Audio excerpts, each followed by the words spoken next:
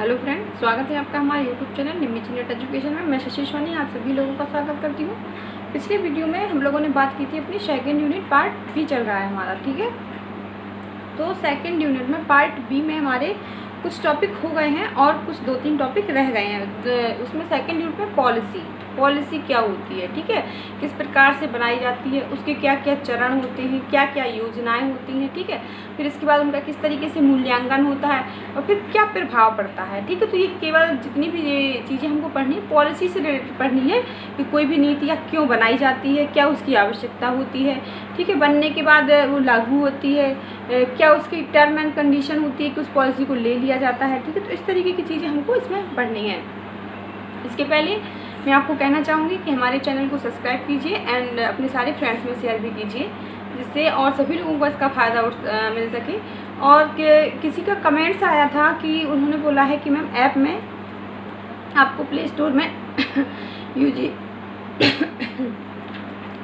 Education का आपको app नहीं मिल रहा है, तो आपको निमी जी नेट प्रो डालना है, ठीक है। क्या डालना है आपको?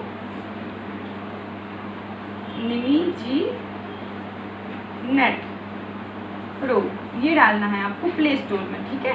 आपको निमी जी नेट एजुकेशन नहीं डालना है, ठीक है। निमी जी नेट एजुकेशन नहीं डालना है, निमी जी नेट प्रो डालना है, तो आपको ये मिल जाएगी। वहाँ पे आपको क्या सारे जो एजुकेशन के भी प्रीवियस ईयर के पेपर पड़े हुए हैं और एजुकेशन के आपको मूक टेस्ट भी मिल जाएंगे। वहाँ पे फर्स्ट पेपर भी मिल जाएगा सब्जेक्ट का आपका, जगह फर्स्ट पेपर हमारा जो होता है सभी का कॉमन होता है, वो भी आपको मिल जाएंगे पिछले साल के और विथ ऑफिशियल आंसर की के साथ मिल जाएंगे। और अदरवाइज आप किसी भी सब्जेक्ट से एजुकेशन की तैयारी, आप किसी भी सब्जेक्ट से यूजीसी नेट की तैयारी कर रहे हैं तो आपको सब्जेक्ट्स के भी वहाँ पर पुराने ईयर्स के पेपर आपको मिल जाएंगे, ठीक है। तो अब हम बात करते हैं कि हमको कहाँ पे पढ़ना है। हम पहले कहाँ बात कर रहे थे, ठीक है। तो अभी तक हमने बात की थी आपकी जो हमारा यूनिट सेकंड है, सेकंड का पार्ट बी चल रहा है। हर यूनिट में आपके 4 पार्ट दिए गए हैं। तो हमारी जो फर्स्ट यूनिट है वो कंप्लीट हो गई है और सेकंड यूनिट पार्ट बी चल रहा है। इसमें हमको हमारी नीतियों और शिक्षा के बीच संबंध, ठीक है, relation between policy and education, ये हमारा हो चुका है। शिक्षा नीति और राष्ट्रीय विकास, ठीक है, एजुकेशन पॉलिसी एवं नेशनल डेवलपमेंट, ठीक है, ये भी हो गया। शिक्षा नीति तथा नीति निरूपण प्रक्रिया के निर्धारक तत्व, शिक्षा नीति एजुकेशन पॉलिसी एवं इसको एजुकेशन पॉलिसी बनाने में कौन कौन सी चीज़ें हमको देखनी पड़ती हैं, ठीक है। नीति निरूपण प्रक्रिया के निर्धारक तत्व, पॉलिसी बनाने में कौन कौन से तत्व होते हैं जिनसे हम कोई भी पॉलिसी बनाते हैं, कोई भी पॉलिसी बन के तैयार होती है। इसमें तत्व आपको कौन कौन से पढ़ने हैं? वर्तमान स्थिति का विश्लेषण हम आपको बता चुके हैं कि कोई भी यदि हम पॉलिसी बना रहे हैं किसी भी चीज़ को लेके, चाहे वो आर्थिक हो, राजनीतिक क्षेत्र हो, चाहे सामाजिक क्षेत्र हो, यदि हम कोई भी पॉलिसी बना रहे हैं, ठीक है, यदि हम कोई भी पॉलिसी बना रहे हैं तो उसमें होता क्या है कि हमको वर्तमान स्थिति देखनी पड़ती है कि हम क्यों पॉलिसी बना रहे हैं, हमारी क्या समस्याएं हैं, क्या एम्स है उस पॉलिसी को बनाने के और किन किन समस्याओं को दूर करने के लिए हम पॉलिसी बना रहे हैं। वो एजुकेशन से रिलेटेड बना रहे हैं कि आर्थिक स्थिति को लेकर बना रहे हैं, सामाजिक क्षेत्र को लेकर बना रहे हैं, तो ये हमको ध्यान देना पड़ता है। इसके बाद वर्तमान स्थिति का विश्लेषण। दूसरा आपको पॉलिसी बनाने में आपको पढ़ना है नीति विकल्पों का सृजन, ठीक है, ये भी हमने आपको समझा चुके हैं। यदि किसी ने नहीं देखा है तो हमारा कल का वीडियो देखिए कि नीति विकल्पों का सृजन, कि कोई भी पॉलिसी बनाने के लिए हमको नई नई चीज़ों का नए नए विकल्प चुनने होते हैं, ठीक है। नए नए कि यदि हम अपनी नीति में नई नई रचनात्मकता लाएंगे, लोचशीलता लाएंगे, नई नई चीज़ों को इंक्लूड करेंगे उसमें, तो क्या होगी, हमारी पॉलिसी अच्छी होगी। और हम वर्तमान की समस्याओं को देखते हुए यदि उस पॉलिसी को लागू करेंगे तो वो पॉलिसी हमारी, यदि कोई पॉलिसी लागू करते हैं तो यदि उसमें का जो उद्देश्य है वो पूरा होता है तो तभी वो पॉलिसी सफल मानी जाती है, ठीक है। अन्यथा क्या केवल कागजी दस्तावेज बन के रह जाता है, उस पॉलिसी का कोई हमारे व्यवहारिक जीवन में यूज़ नहीं होता है, ठीक है। इसके बाद आपका आता है नीति विकल्पों का मूल्यांकन, ठीक है। इसके बाद आपका आता है नीति विकल्पों का मूल्यांकन, जो कि हमको आज पढ़ना है, ठीक है। नीति विकल्पों का मूल्यांकन, ये चीज़ हमको आज पढ़नी है। हमने कल पढ़ लिया था नीति विकल्पों का मूल्यांकन, नीति विकल्पों का मूल्यांकन, ये टॉपिक हमको आज पढ़ना है जो आपके सिलेबस में है।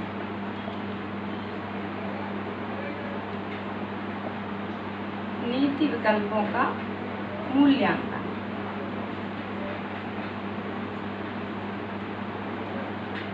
इसका मतलब है कि जो हमने विकल्प अपने चुने हुए हैं पॉलिसी को लेके, ठीक है, उन्हें यदि हमने कोई विकल्प चुने हुए हैं, क्या होता है कि हमारे चाहे वो सामाजिक क्षेत्र हो, चाहे वो एजुकेशन से रिलेटेड क्षेत्र हो, चाहे वो राजनीतिक क्षेत्र हो, पॉलिटिकल हो या इकोनॉमिक क्षेत्र हो, कोई भी क्षेत्र हो, समस्याएं हमारी काफ़ी होती हैं। एक कई समस्या थोड़ी होती है कि केवल हमने एक समस्या को लेकर पॉलिसी बना दी तो हमारी वो समस्या दूर हो जाएगी, लेकिन कई समस्याएं होती हैं तो हमारे पास विकल्प कई होते हैं। क्या होता है कि नीति विकल्पों का मूल्यांकन, उन विकल्पों में से हम किस विकल्प को चुन रहे हैं, केवल इसका यही होता है कि उसी को नीति विकल्पों का मूल्यांकन बोलते हैं कि हम किस विकल्प को चुन रहे हैं, किस विकल्प का मूल्यांकन कर रहे हैं, किस विकल्प के लिए हम पॉलिसी बना रहे हैं, किस समस्या के लिए हम पॉलिसी बना रहे हैं। तो नीति विकल्पों का मूल्यांकन आ जाएगा आपका उसमें, ठीक है।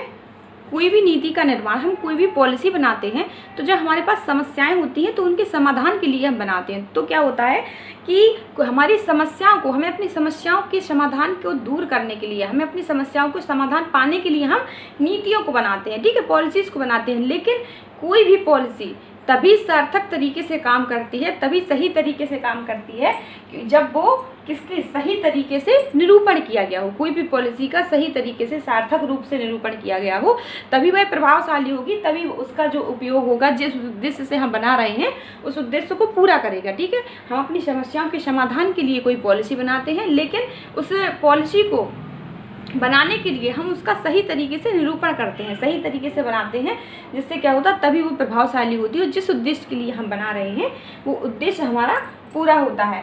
जैसे कोई भी पॉलिसी आर्थिक रूप से हो, राजनीतिक रूप से, सामाजिक रूप से, ठीक है, चाहे वो कोई पॉलिसी आर्थिक रूप से हो, चाहे वो सामाजिक रूप, ठीक है, सामाजिक रूप से हो, चाहे वो राजनीतिक रूप से हो, चाहे वो धार्मिक रूप से हो, चाहे वो सांस्कृतिक रूप से हो, ठीक है। कोई भी पॉलिसी हम बनाते हैं, चाहे वो आर्थिक रूप से हो, राजनीतिक रूप से हो, सामाजिक रूप से हो, धार्मिक रूप से हो, सांस्कृतिक रूप से हो, वो पॉलिसी तभी प्रभावशाली होगी, तभी वो पॉलिसी काम करेगी जब वो पॉलिसी किसके, लोगों के हित के लिए, लोगों के हित के लिए बनाई गई है, उससे लोगों का भला हो, लोगों को लाभ मिले, तो वो पॉलिसी क्या होगी, लोग उस पॉलिसी को मानेंगे, तो वो पॉलिसी प्रभावशाली होगी। यदि वहीं उस पॉलिसी से लोगों का अहित होगा, ठीक है, अहित हो अगर हो रहा होगा तो वो पॉलिसी क्या होगी, नकारात्मक प्रभाव डालेगी। वो पॉलिसी, यदि वही पॉलिसी लोगों पर नकारात्मक प्रभाव डाल रही हो तो वो पॉलिसी को कौन मानेगा, कोई भी नहीं मानेगा, वो पॉलिसी नहीं मानी जाएगी, वो पॉलिसी किसी के द्वारा स्वीकार नहीं की जाएगी। इसीलिए कि सरकार ने टाइम पर समय के साथ साथ कई पॉलिसीज़ को लागू किया, लेकिन पॉलिसी वही कारगर होती है, वही प्रभावशाली होती है जो लोगों का ध्यान रखे, जो लोगों के हित के लिए जो पॉलिसी बनाई जाती है, चाहे वो धार्मिक रूप से हो, चाहे वो राजनीतिक रूप से हो, सामाजिक, धार्मिक, सांस्कृतिक, किसी भी रूप से हो, मुख्य रूप से पॉलिसी बनाने का मुख्य उद्देश्य यही होता है कि यदि वो लोगों के हित के लिए है, लोगों के भले के लिए है, तो वो पॉलिसी क्या होती है कि वो स्वीकार की जाएगी, ठीक है, उस पॉलिसी को स्वीकारा जाएगा। अन्यथा यदि उस पर नकारात्मक प्रभाव पड़ता है तो वो पॉलिसी स्वीकार नहीं की जाएगी, तो वो जो पॉलिसी हटा दी जाएगी। तो आपको केवल यही पढ़ना है कि नीति निरूपण प्रक्रिया के पॉलिसीज के तत्व, तो ठीक है, जो आपके तत्वों में आपका आता है नीति विकल्पों का मूल्यांकन। तो हम ऐसे नीति विकल्पों का मूल्यांकन करेंगे, ऐसे नीति विकल्प चुनेंगे कि जिससे क्या हो, वो जिससे लोगों का हित हो, ठीक है। जो विकल्प हम चुन रहे हैं इस तरीके का विकल्प चुनेंगे, इस तरीके की पॉलिसीज़ बनाएंगे कि जिससे लोगों का हित हो और वो समाज में लोग उस पॉलिसी को स्वीकार करें। तो ये होता है आपका नीति विकल्पों का मूल्यांकन। इसके बाद आपका आता है नीतिगत निर्णयन, ठीक है, ठीक है। इसके बाद आपको पढ़ना है नीतिगत निर्णयन।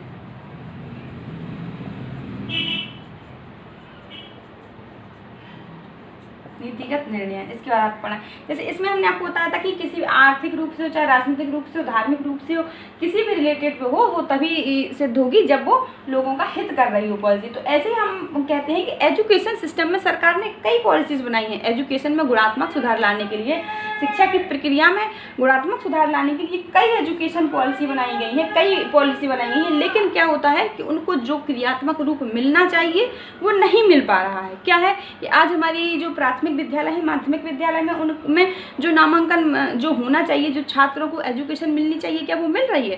केवल सरकारी दस्तावेजों में वो पॉलिसी लिखी पड़ी हुई है कि आपको 100% साक्षरता दी जा रही है या पूरे देश को शिक्षित किया जा रहा है। क्या ऐसा हो रहा है? जो प्रौढ़ शिक्षा कार्यक्रम है, आंगनबाड़ी केंद्र हैं, ये पॉलिसीज़ बनाई गई हैं, ये निकाली गई हैं कि भाई इससे क्या हो कि हमारे राष्ट्र का विकास हो, लेकिन क्या ये सही रूप से काम कर रही हैं? नहीं कर रही हैं। तो ये किस लिए नहीं काम कर रही? ये इनको जिस तरीके से काम करना चाहिए, इनका जो शिक्षा में गुणात्मक सुधार लाने के लिए, शिक्षा की व्यवस्था में सुधार करने के लिए ये पॉलिसीज़ बनाई गई हैं, लेकिन इनका जो काम है ये नहीं कर रही हैं। किसकी वजह से नहीं कर पा रही हैं? यहाँ पे क्या होता है कि राजनीतिक सत्ता का अभाव होता है। ठीक है,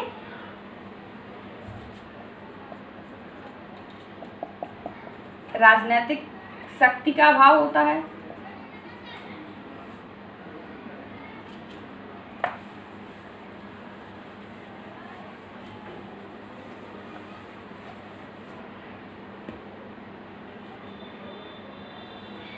ठीक है, राजनीतिक शक्ति का अभाव होता है।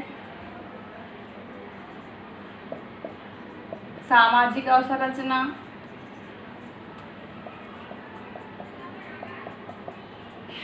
आर्थिक पिछड़ापन होता है।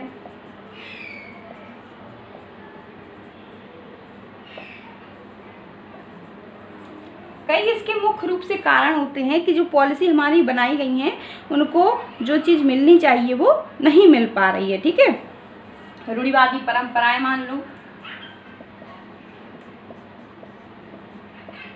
रूढ़िवादी परंपराएं कि एजुकेशन से रिलेटेड जो पॉलिसीज़ बनाई गई, लेकिन इनको जो लागू होना चाहिए वो नहीं हो पा रही है। किस वजह से? इसमें क्या होता है कि राजनीतिक शक्ति का अभाव होता है। कोई भी पॉलिसी एजुकेशन सिस्टम को लेके अभी तक इतनी पॉलिसीज़ बनाई गई। ठीक है, कोठारी आयोग, माध्यमिक आयोग 1986, इसके बाद 2009 फ्रेमवर्क आपका बनाया गया कि जिससे क्या होगी, सभी को निःशुल्क शिक्षा एवं अनिवार्य शिक्षा दी जानी चाहिए। तो क्या ये पूर्ण रूप से आपके क्रियात्मक व्यवहारिक रूप में लागू हो रहा है? इनका क्रियान्वयन हो रहा है? नहीं हो रहा है। केवल ये कागजी दस्तावेज बने हुए हैं। जो 100% सफलता मिलनी चाहिए वो नहीं मिल पा रही है। इसमें क्या होता है कि आपकी राजनीतिक शक्तियों का अभाव होता है, सामाजिक अवसंरचना होती है, आर्थिक पिछड़ापन होता है, रूढ़िवादी परंपराएं। क्या होती है, कोई भी पॉलिसी आती है तो हमारी कुछ रूढ़िवादी परंपराएं होती हैं, हमारी परंपराएं होती हैं, विचार होते हैं जिनसे हम जुड़े रहते हैं, तो उस पॉलिसी को अपनाना नहीं चाहते हैं। ठीक है, बहुत लोग होते हैं कि हमको नहीं पढ़ाना है, जैसे मॉमडन लोग होते हैं। हम लोगों ने मॉमडन नहीं, कुछ लोगों को हमने देखा है कि वो अपने बच्चों को ज़्यादा नहीं पढ़ाते हैं। अब तो खैर शिक्षा का सब जगह ज़्यादा वो हो गया है, लेकिन हमने जैसे बच्चों को कहते काम करवाना है, ठीक है, तो पैसा कमाना है, पढ़ाना नहीं है उनको। ठीक है, तो नहीं पढ़ाते हैं तो वो अपनी परंपराओं से जुड़े हुए हैं, या परंपराओं से हमारे यहाँ कोई बिजनेस होता है तो हम उसको ही करवाएंगे, हमको नहीं पढ़ाना है, हमको जॉब नहीं करवानी है, तो ये हमारी रूढ़िवादी परंपराएं हो जाती हैं। तो वो कहते हैं कि हम नहीं करवाएंगे, नहीं पढ़ाएंगे। आर्थिक पिछड़ापन जैसे भाई हमारे गरीबी है, गरीबी को लेके हम यदि हम पढ़ाएंगे तो हमारे पास खाने को कहाँ से आएगा, पढ़ाई का खर्चा कैसे पूरा होगा। तो जो पॉलिसीज़ होती हैं इन चीज़ों को लेके वो पूर्ण रूप से सक्सेस नहीं हो पाती हैं, काम नहीं कर पाती। राजनीतिक शक्ति का मुख्य रूप से अभाव होता है, इसमें राजनीतिक सत्ता चलती है। यदि आपका जैसे किसी भी टाइम में कोई पॉलिसी लागू की गई एजुकेशन से लेके या किसी से लेके, यदि आपकी सरकार बदल जाती है तो वो पॉलिसी खत्म कर देते हैं। ठीक है, या पॉलिसी दूसरी निकाल देते हैं, उसी से रिलेटेड कोई दूसरी पॉलिसी आ जाती है। तो ये चीज़ें होती हैं आपकी। सामाजिक अवसंरचना को लेकर भी आपकी कोई पॉलिसी होती है वो पूर्ण रूप से लागू नहीं हो पाती है। तो ये टॉपिक आपको समझ में आ गया होगा। ठीक है, अगला दूसरा टॉपिक आपका आता है नीतिगत निर्णय। आपको पहले वीडियो में हम ये सारी चीज़ें इकट्ठी बता चुके हैं, सारी की सारी चीज़ें एक साथ बता चुके हैं। ये सारे क्या हैं, कोई भी पॉलिसी को बनाने के ये तत्व हैं जो आपको पढ़ रहे हैं। आपके सिलेबस में दिया हुआ है कि किसी भी पॉलिसी को बनाने के लिए ये जो सारी चीज़ें होती हैं कि शिक्षा नीति तथा नीति निरूपण प्रक्रिया के निर्धारक तत्व, शिक्षा नीति एजुकेशन पॉलिसी एवं नीति निरूपण प्रक्रिया के निर्धारक तत्व। तो ये आप उनकी जो पॉलिसी बनाते हैं, चाहे वो एजुकेशन से रिलेटेड हो या कोई भी पॉलिसी हो, किसी भी चीज़ से रिलेटेड हो, जब हम कोई भी पॉलिसी बनाते हैं तो हमको इन चीज़ों का ध्यान रखना पड़ता है कि उसकी वर्तमान स्थिति कैसी है, ठीक है, वहाँ हम किन चीज़ों का, विकल्पों का मूल्यांकन कर रहे हैं, कौन सी ऐसी समस्याएं हैं जिनको हमको चुनना चाहिए। नीतिगत निर्णय, इसके बाद आपका आ जाता है नीतिगत निर्णय। नीतिगत निर्णय से आपका क्या मतलब होता है, इसमें हम आपको एक कोटेशन बताते हैं। सबसे पहले तो ठीक है, इसमें एक कोटेशन बताते हैं आपको क्लियंस के अनुसार।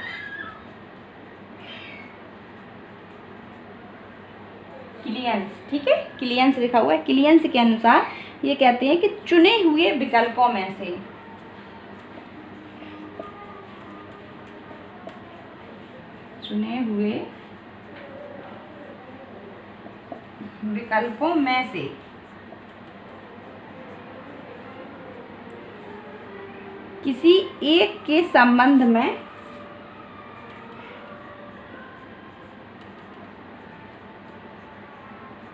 किसी एक के संबंध में निर्णय लेना, ठीक है, चुने हुए विकल्पों में से किसी एक के संबंध में निर्णय लेना ही निर्णयन होता है, ठीक है, निर्णयन होता है या नीति निर्णयन होता है, ठीक है। तो क्लियंस कहते हैं कि चुने हुए विकल्पों में से किसी एक के संबंध में निर्णय लेना ही निर्णयन होता है।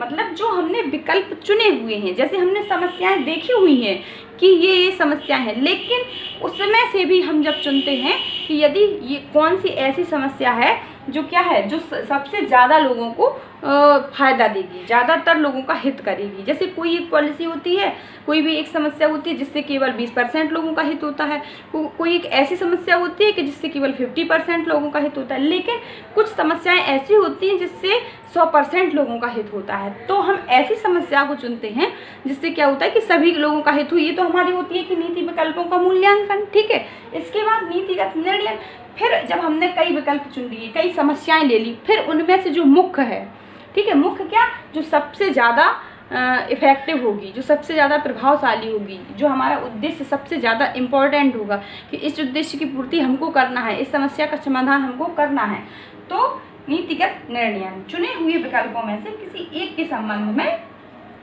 निर्णय लेना ही निर्णयन होता है, ठीक है। इसके बाद आपको एक और हम कोटेशन दे देते हैं,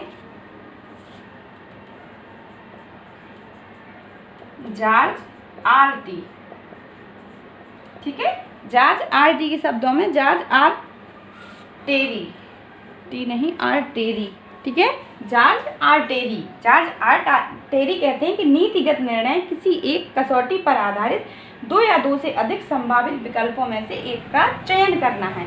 यानी कोई भी एक प्रॉब्लम है, जैसे चाहे वो एजुकेशन से रिलेटेड हो या वो राजनीति से रिलेटेड हो या कोई भी आर्थिक समस्या से रिलेटेड हो, तो एक कसौटी पर आधारित, जैसे इसे चाहे वो आर्थिक रूप से हो तो कई समस्याएं होती हैं, ठीक है, राजनीतिक क्षेत्र से हो तो भी कई समस्याएं, एजुकेशन से रिलेटेड हो तो केवल एक ही समस्या तो होती नहीं है, ठीक है, कई समस्याएं होती हैं। तो उनमें से कसौटी पर आधारित 2 या 2 से अधिक संभावित विकल्पों में से एक का चयन करना है। यानी कि समस्याएं कई हैं, लेकिन उनमें से हमें ऐसी समस्या का चयन करना है कि जो हम पॉलिसी बनाए उससे सभी का हित हो और वो पॉलिसी सक्सेस हो, पॉलिसी सफल हो, ठीक है। और अगर उससे सभी का भला होगा, वो सभी के हित के लिए होगी, तो वो पॉलिसी ज़रूर से ज़रूर प्रभावशाली होगी। तो ठीक है, आपको ये 2 कोटेशन से समझ में आ गया होगा कि नीतिगत निर्णय क्या होता है, कि चुने हुए विकल्पों में से किसी एक के संबंध में निर्णय लेना ही नीतिगत निर्णय होता है। और जॉर्ज आर टेरी कहते हैं कि नीतिगत निर्णय किसी एक कसौटी पर आधारित 2 या 2 से अधिक संभावित विकल्पों में से एक का चयन करना होता है, ठीक है। इसके बाद यदि हम कोई भी नीति के लिए निर्णय बनाते हैं तो वो क्या होता है, वो लक्ष्योन्मुखी होता है। मतलब कि उसका कोई लक्ष्य होता है जो किसी प्रयोजन के कार्य से, किसी भी कार्य के प्रयोजन के रूप में लिया जाता है, किसी भी कार्य करने के, ठीक है। यदि हम जैसे कोई भी निर्णय लेते हैं, ठीक है, तो वो कोई भी निर्णय लेते हैं, किसी उसका कोई उद्देश्य होता है और उस उद्देश्य को पूरा करने के लिए हम उस निर्णय को लेते हैं। मतलब कि निर्णय कोई भी एक लक्ष्य होता है और लक्ष्य को पूरा करने के प्रयोजन से वो निर्णय लिया जाता है। ठीक है, तो पहला इसमें एक पॉइंट आप लिख लेंगे कि कोई भी जो निर्णय होता है उसका लक्ष्य होता है। ठीक है, कोई भी निर्णय होता है उसका लक्ष्य होता है और उस लक्ष्य को पूरा करने के लिए निर्णय लिया जाता है। ठीक है, तो इसमें हम पॉइंट लिख देंगे कि कोई भी निर्णय लक्ष्योन्मुख होता है, निर्णय लक्ष्योन्मुख होता है और लक्ष्य को पूरा करने के प्रयोजन से, लक्ष्य को पूरा करने के प्रयोजन से निर्णय लिया जाता है। ठीक है,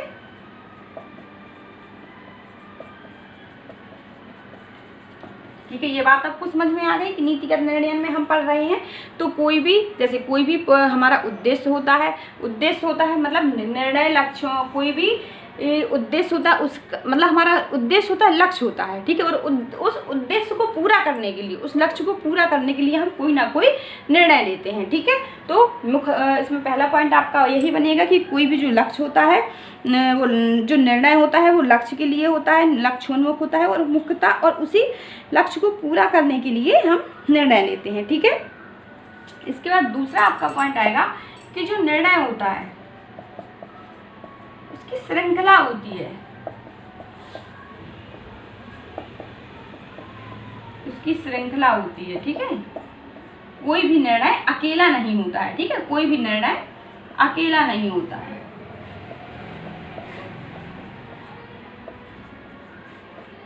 उसके साथ कई और बातें जुड़ी होती हैं। जैसे हम कोई भी उद्देश्य को पूरा कर रहे हैं, ठीक है, कोई भी जो निर्णय होता है उसकी श्रृंखला होती है, निर्णयों की होती है, क्रमिक श्रृंखला होती है। ठीक है, कैसी क्रमिक श्रृंखला होती है, क्रमिक श्रृंखला होती है। और कोई भी जो निर्णय होता है वो अकेला नहीं होता, क्योंकि हम यदि कोई निर्णय ले रहे हैं तो उसके साथ अन्य समस्याएं, अन्य बातें जुड़ी होती हैं। ठीक है, मुख्य रूप से इसका जो हम लास्ट चीज पूछेंगे कि अंतिम परिणाम पर पहुंचना। ठीक है, निर्णय का जो मुख्य उद्देश्य होता है वो निष्कर्ष पर पहुंचना। जैसे हम अपना व्यवहारिक उसमें देखेंगे तो निष्कर्ष पर पहुंचने, और इसमें जो इसका जो मुख्य उद्देश्य होता है कि किसी भी अंतिम निष्कर्ष पर पहुंचना, अंतिम निर्णय लेना, अंतिम परिणाम पर पहुंचना। ठीक है, इसका मुख्य उद्देश्य यही होता है कि जो नीतिगत निर्णय होता है इसका शाब्दिक रूप से यदि हम देखेंगे, जो इसका मुख्य रूप से शाब्दिक अर्थ होता है उसका होता है अंतिम परिणाम पर पहुंचना। ठीक है,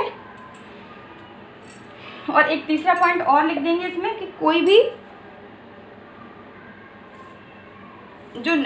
निर्णय होता है किसी विशेष अवधि में लिया जाता है। ठीक है, किसी विशेष निर्णय किसी विशेष अवधि में होता है। ठीक है, अवधि में लिया जाता है। जो निर्णय होता है किसी विशेष अवधि में लिया जाता है जिससे सहगामी घटनाएं परिणाम को प्रभावित करती हैं। ठीक है, अवधि में होता है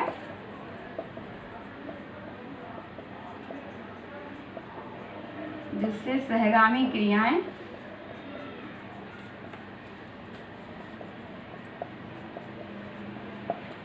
परिणाम को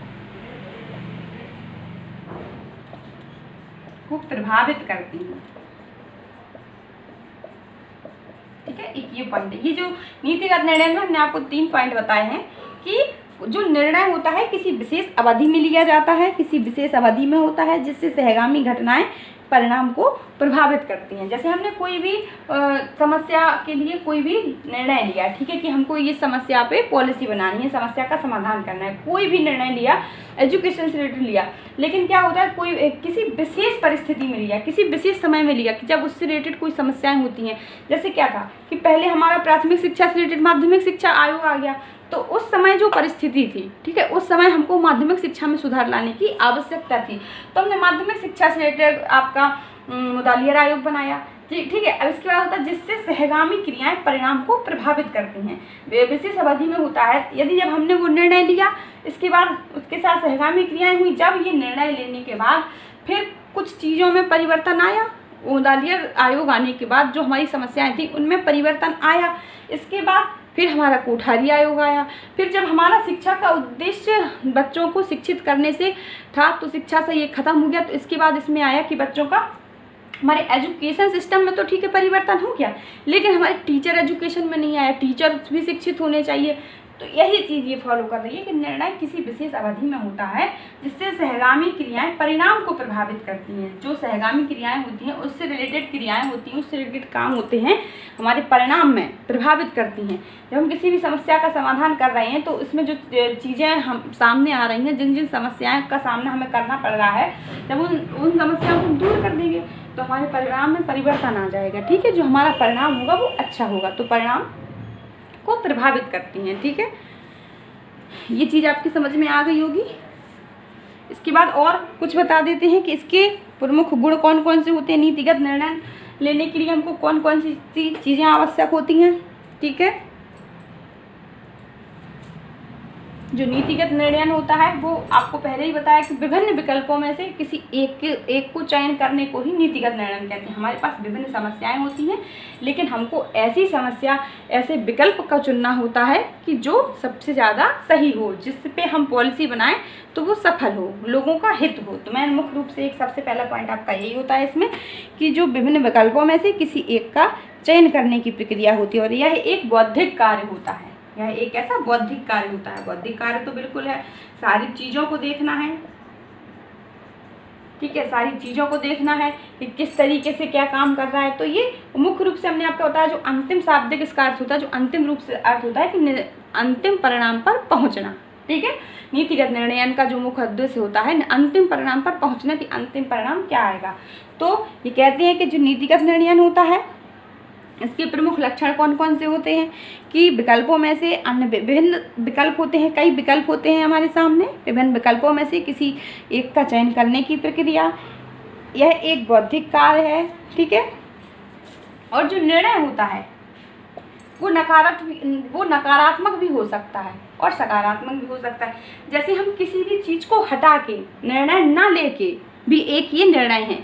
जैसे हमने किसी चीज़ को, कोई समस्या का निर्णय नहीं लिया, मतलब उस चीज़ को हटा दिया, तो वो भी एक हमारा निर्णय ही हुआ, वो नकारात्मक निर्णय हुआ। इसलिए हम कहते हैं कि जो निर्णय होता है वो सकारात्मक भी होता है और नकारात्मक भी होता है। तो नकारात्मक भी हो सकता है, निर्णय नहीं लेना भी एक निर्णयन होता है कि निर्णय नहीं लेना भी एक निर्णयन होता है। ठीक है, निर्णयन वह प्रक्रिया होती है, निर्णयन क्या होती है जहाँ पर नीतियों,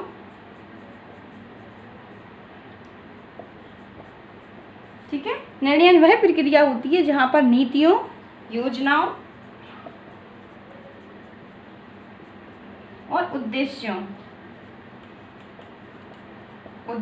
का सही रूप से चयन करना होता है। ठीक है, सही रूप से चयन करना होता है, मतलब निर्णयन वह प्रक्रिया होती है जैसे कोई भी उद्देश्य की पूर्ति के लिए हमको सही रूप से नीतियाँ, योजना और उद्देश्यों का चयन करना होता है। और जो निर्णयन होता है, निर्णय होता है, ये मानवीय प्रक्रिया होती है। ठीक है, मानवीय प्रक्रिया होती है, ये हमारे खुद के ऊपर डिपेंड करती है।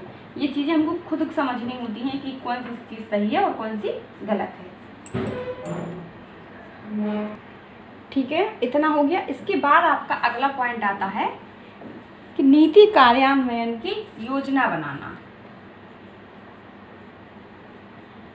नीति कार्यान्वयन की योजना बनाना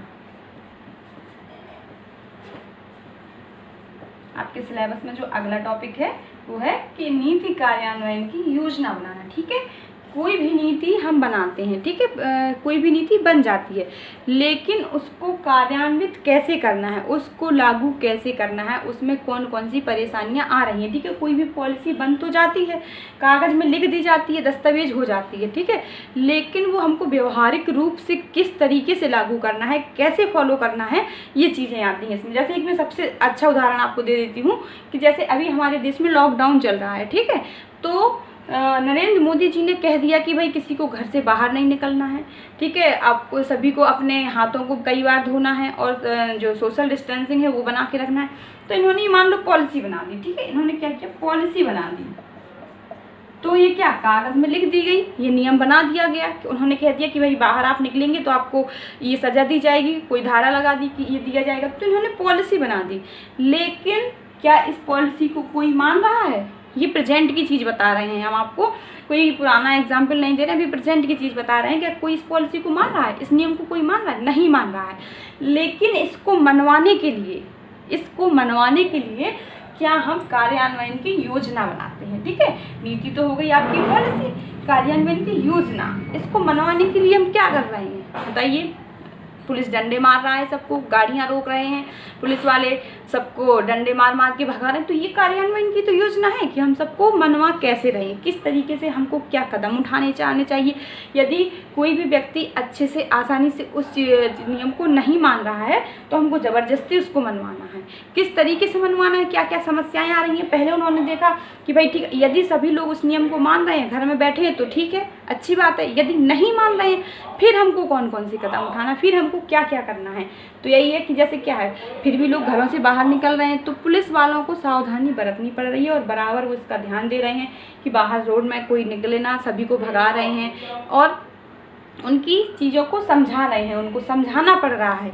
तो ये कार्यान्वयन की योजना है कि वो सबको बता रहे हैं, केवल पॉलिसी बनाने भर से काम नहीं होता है, उसकी कार्यान्वयन की भी योजना बनानी होती है कि कौन कौन सी चीज़ें सामने फेस आ रही हैं। जब पॉलिसी बनती है इसके बाद चीज़ों का सामना करना पड़ता है।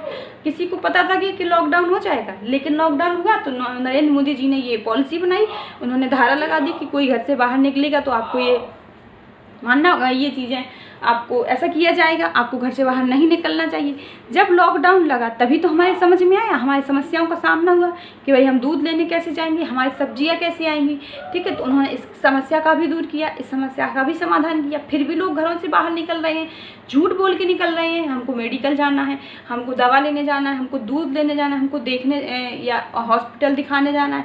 तो इसके लिए इन्होंने क्या कह दिया, ऑनलाइन डॉक्टर देखेंगे। इस समस्या को अभी इन्होंने समाधान किया, ऑनलाइन आपको डॉक्टर देखेंगे, आप ऑनलाइन बात कर सकते हैं। दूध के पैकेट्स आपको घरों में मिल जाएंगे, सब्जियां आपको घरों में दी जाएंगी। यदि आपको किसी भी चीज़ की ज़रूरत है आप फ़ोन करिए, सब चीज़ें घर में आ जाएंगी। तो इन्होंने प्रेजेंट की समस्याओं को देखा और इन चीज़ों को दूर कर दिया। तो ये क्या हुआ, कार्यान्वयन की योजना की पॉलिसी को इनको किस तरीके से चलाना है, किस तरीके से कार्यान्वित करनी है। तो आपकी किसी भी पॉलिसी में आपको बहुत अच्छे से समझ में आ गया होगा इस एग्जाम्पल से कि नीति कार्यान्वयन योजना बनाना क्या होता है। कि हमारी पॉलिसी तो बन गई, अब इसको हमें किस तरीके से लोगों से मनवाना है, किस तरीके से इसको फॉलो करवाना है, ठीक है। तो अब हम पढ़ लेते हैं कि आपकी बुक में क्या है। वही है कि नीतियों को प्रभावी तरीके से लागू करने के लिए योजना को क्रियान्वित किया जाता है, ठीक है। नीतियों को प्रभावी तरीके से लागू करने के लिए योजनाओं को कार्यान्वित किया जाता है।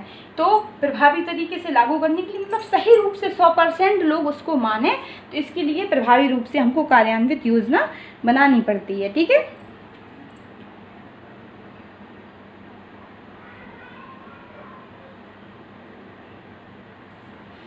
क्या था कि हमारी कई पॉलिसीज बनाई गई, शुरुआत से ही पॉलिसी बनाई जा रही हैं, लेकिन उनमें जो चीज़ें होनी चाहिए, लोगों को मानना चाहिए, लोग नहीं मान रहे हैं। केवल पॉलिसी बन रही है और हमारी कागजी दस्तावेजों में रखी हुई है, लेकिन उन पॉलिसी को माना नहीं जा रहा है। क्या होता है कि जैसे क्या था 1948 में विश्वविद्यालय शिक्षा आयोग बनाया गया, ठीक है। इसके बाद 62-63 में आपका कोठारी आयोग बनाया गया। शिक्षा नीति 1986 में बनाई गई। तो ये सब क्यों बनाए गए, ये सब इसलिए बनाए गए भारत में शिक्षा के क्षेत्र में सुधार लाने के लिए, गुणात्मक सुधार लाने के लिए। ये सभी नीतियाँ जो आपकी बनाई गई, 1986 पॉलिसी बनाई गई, 1962-63 कोठारी आयोग बनाया गया, विश्वविद्यालय आयोग बनाया गया, मुदालियर आयोग बनाया गया। ये क्यों बनाया गया, ये शिक्षा में गुणात्मक सुधार लाने के लिए, ठीक है। ये शिक्षा में गुणात्मक सुधार लाने के लिए तो ये तो बनाएंगे, नहीं तो क्या ज़रूरत है इन पॉलिसियों को बनाने की।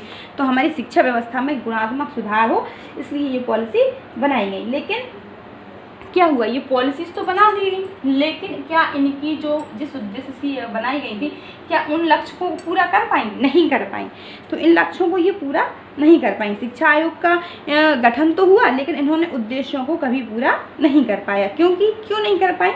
क्योंकि नीतियों का कार्यान्वयन समान रूप से नहीं हो पाया, कि नीतियों के बीच में जो कार्यान्वयन की योजना थी, ये सही रूप से नहीं बनाई। तो समय समय पर इनमें परिवर्तन भी हुआ कि भाई किस तरीके से इन नीतियों को फॉलो करवाना है, ठीक है। टाइम टाइम पर इनमें परिवर्तन भी लाया गया। जब हमने देखा तो हमको कई चीज़ों का कई कठिनाइयों का पता चला कि जो योजनाएं तो हैं बना दी जाती हैं, लेकिन ये योजनाएं जिस उद्देश्य के लिए बनाई जाती हैं, जिस अवधि में इनको अपने लक्ष्य को प्राप्त करना है, उस समय के अंदर और उस लक्ष्य को ये पूरा नहीं कर पाती हैं, मतलब ये प्रभावशाली नहीं हो पाती हैं। जो नीति और योजनाएं हमने बनाई थी वो सही टाइम पे अपने लक्ष्य को प्राप्त नहीं कर पाती हैं। जैसे एग्जाम्पल आपको देते हैं कि सार्वभौमिकरण की शिक्षा के लिए, ठीक है, प्रारंभिक शिक्षा की लिए, ठीक है, प्रारंभिक शिक्षा की सार्वभौमिकरण के लिए, ठीक है, प्रारंभिक शिक्षा की सार्वभौमिकरण के लिए सबसे पहले आपका क्या स्वीकार किया गया था, ठीक है। प्रारंभिक शिक्षा के सार्वभौमिकरण की बात आपकी बहुत पहले की गई थी, लेकिन क्या इस लक्ष्य को हम अभी तक प्राप्त कर पाए हैं? नहीं प्राप्त कर पाए हैं। क्यों नहीं प्राप्त कर पाए हैं? क्योंकि जो इनकी कार्यान्वयन की योजना है, इसमें कई कारण आ जाते हैं। कार्यान्वयन की योजना सही रूप से नहीं बन पाई है। अनेक कारण आते हैं, अनेक कारण होते हैं जिससे जो पॉलिसीज़ होती हैं हमारे लक्ष्यों को प्राप्त नहीं कर पाती हैं, ठीक है। जो प्रारंभिक शिक्षा की सार्वभौमिकरण की थी कि सभी को शिक्षा मिलनी चाहिए, ये योजना आपकी काफ़ी पहले बना दी गई थी, लेकिन ये लक्ष्य को अपने पूरा नहीं कर पाई। इसके बाद आपका क्या हुआ कि शिक्षा के अधिकार अधिनियम 2009, ठीक है, 2009 बनाया गया। इसमें क्या था कि जो प्रारंभिक शिक्षा है बच्चों के लिए समान अधिकार, बच्चों के एक अधिकार के रूप में दे दी गई, कि बच्चों को एक अधिकार के रूप में दे दिया गया। इसके बाद शिक्षा का अधिकार अधिनियम बना दिया गया, ठीक है।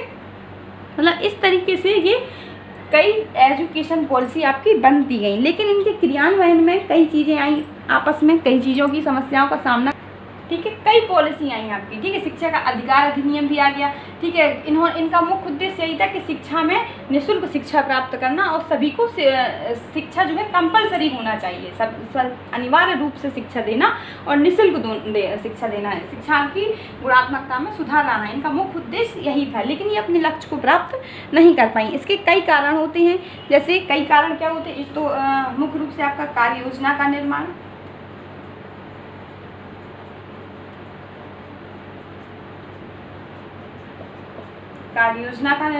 ठीक है। दूसरा आपका होता है राजनीतिक समर्थन की प्राप्ति,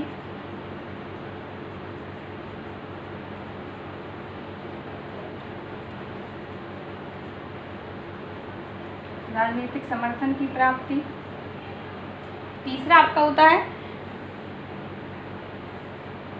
वित्तीय प्रावधान,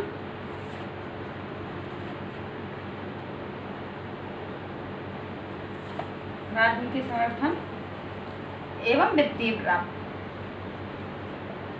प्रावधान।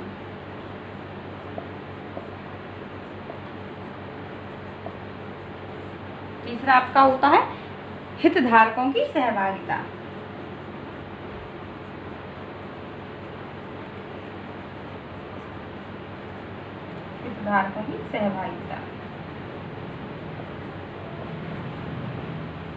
जैसे कार्य योजना निर्माण, मुख्य होता है कार्य योजना निर्माण। जैसे हमने कोई भी पॉलिसी बनाई तो आपको वही बताया कि कार्य योजना निर्माण क्या होता है। कोई भी पॉलिसी के लिए, जैसे ये सार्वभौमिकरण के लिए या शिक्षा में गुणात्मक सुधार लाने के लिए कई आपकी पॉलिसी बनाई गई, तो इनको कार्यान्वयन किस तरीके से किया जाए, इनका कार्य योजना का निर्माण करना। जैसे कोई भी टीचर एजुकेशन से रिलेटेड पॉलिसी बनाई गई या आपकी शिक्षा के सार्वभौमिकरण के लिए पॉलिसीज़ बनाई गई, तो इसमें क्या था कि जैसे बच्चे आए उसमें तो इन्होंने मिड डे मील की शुरुआत कर दी कि जिससे बच्चे और आकर्षित हों, और शिक्षा में इन्होंने छात्रों की और जो शिक्षकों की संख्या का अनुपात जोड़ दिया। इन्होंने कहा कि प्रत्येक 30 या 35 बच्चों के ऊपर एक शिक्षक होगा, तो इसमें क्या होगा कि इसमें शिक्षा में सुधार होगा। तो कई चीज़ें इन्होंने कार्यान्वयन की योजना के हिसाब से इन्होंने जोड़ दी गई। हर 1 किलोमीटर या हर शहर में 1 किलोमीटर पे आपका स्कूल होगा, तो ये चीज़ें इन्होंने ये पॉलिसीज़ को रूप से इनको लाने के लिए, इनको सुलभ बनाने के लिए, इनके प्रभावशाली बनाने के लिए कि 100% ये सही हो जाए, मान ली जाए, इनका हित लोगों को पहुंच सके, ये पॉलिसी हमारी काम आ सकें, तो मुख्य रूप से इसका कार्य योजना का निर्माण। इसके बाद राजनीतिक समर्थन एवं वित्तीय प्रावधान। राजनीतिक समर्थन से मतलब आपका कोई भी पॉलिसी बनाई गई, ठीक है, कोई भी पॉलिसी बनाई गई, तो यदि जो पहले की गवर्नमेंट थी तो वो उस पॉलिसीज़ को मानेगी, ठीक है, रखेगी। यदि नहीं भी रखना होगा उसको, ठीक है, तो किसी भी नीति को प्रभावशाली बनाने के लिए, किसी भी नीति को कायम रखने के लिए आपकी राजनीतिक इच्छा शक्ति महत्वपूर्ण होती है। कि यदि जैसे आपकी गवर्नमेंट बदल जाती है तो इसके पहले जो एजुकेशन पॉलिसी थी, तो इसमें जो राजनीतिक सत्ता होती है तो इसमें क्या होता है, आपस में मतभेद चलता रहता है, ठीक है। अपने हित के लिए वो उस पॉलिसी को बदल भी सकती है, ठीक है, यदि उस पॉलिसी को हटा भी सकती है, फिर यदि नहीं तो उस पॉलिसी में चेंज कर सकती है या उस पॉलिसी को कायम रख सकती है। जो पॉलिसी आपकी दूसरी सरकार ने बनाई गई थी तो वो तो इसमें भी आपका पॉलिसी का मुख्य रूप से कार्यान्वयन की योजना बनाने में मुख्य रूप से रोल होता है। इसके बाद आपका आता है हितधारकों की सहभागिता,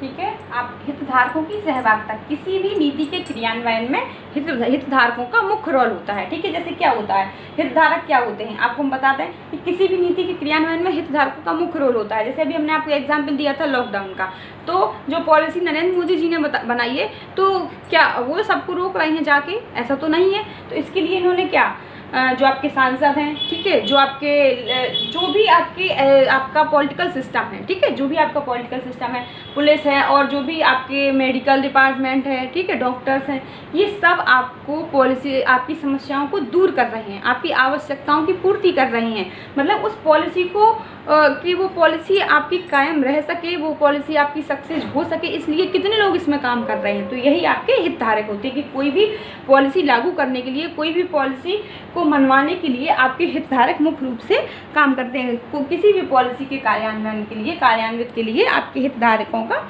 मुख्य रोल होता है। ये कहते हैं कि कोई भी पॉलिसी यदि हमें किसी से मनवाना है और वो पॉलिसी सही तरीके से लागू होनी चाहिए, तो किसी भी पॉलिसी के क्रियान्वयन के लिए हितधारक महत्वपूर्ण भूमिका निभाते हैं। क्या होते हैं कि उनका मुख्य काम होता है नीति का क्रियान्वयन करना, ठीक है, हमारी आवश्यकताओं की पूर्ति करना और जो भी हमारी सुख सुविधाएं हैं उनको प्रदान करना, आवश्यक सुविधाएं प्रदान करना, हमारी समस्याओं को दूर करना, नीतियों का क्रियान्वयन करना, यही तो हितधारक हैं। जैसे आपका जो किताबी एग्जाम्पल देते हैं कि जो शिक्षा का अधिकार अधिनियम 2009 बनाया गया था, ठीक है, शिक्षा का अधिकार अधिनियम 2009 बनाया गया था। तो इसके लिए कौन कौन से सभी लोगों ने इसको वो किया था। तो इसके लिए सरकार ने, आपकी केंद्र सरकार है, राज्य सरकार है, ठीक है, ग्राम पंचायत, विद्यालय, शिक्षक, विद्यार्थी, माता पिता, समुदाय, सभी लोगों को इसके अंदर रखा और इनसे कहा कि इस नीति का क्रियान्वयन करिए, इसमें जो भी समस्याएं हैं उनको दूर करिए और इस चीज़ से रिलेटेड जितनी भी हमारी आवश्यकताएं हैं उनकी पूर्ति करिए। तो 2009 जो शिक्षा का अधिकार अधिनियम बनाया गया था, इसको संपूर्ण रूप से लागू करने के लिए आपके ये सभी लोग आपके इसके हितधारकों में आ जाएंगे, ठीक है। जैसे क्या आ गया, आपके केंद्र सरकार, केंद्र या राज्य सरकार है, स्थानीय निकाय,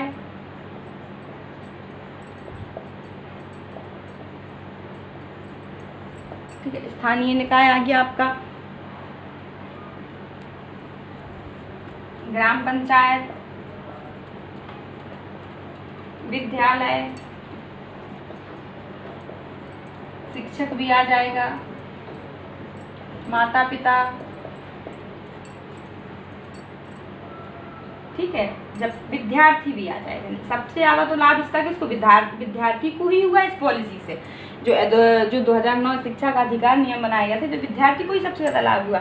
इसमें विद्यालय भी आ गए, शिक्षक भी आ गए, माता पिता भी आ गए, तो सभी लोग ये क्या हितधारक हो गए, क्योंकि इन्होंने इस चीज़ को मानने के लिए सपोर्ट किया, ठीक है, इस पॉलिसी को इन्होंने लागू करवाने के लिए इन्होंने सपोर्ट किया, ठीक है। तो ये चीज़ें आपको बहुत अच्छे से समझ में आ गई होंगी। इसके बाद आपका बचता है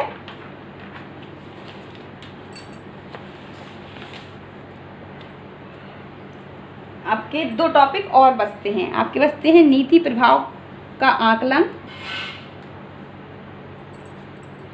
ठीक है। पहला आपका बचता है नीतियों के प्रभाव का आकलन,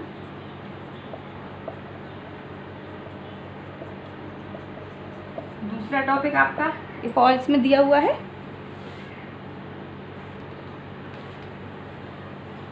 अनुवर्ती या नीति चक्र।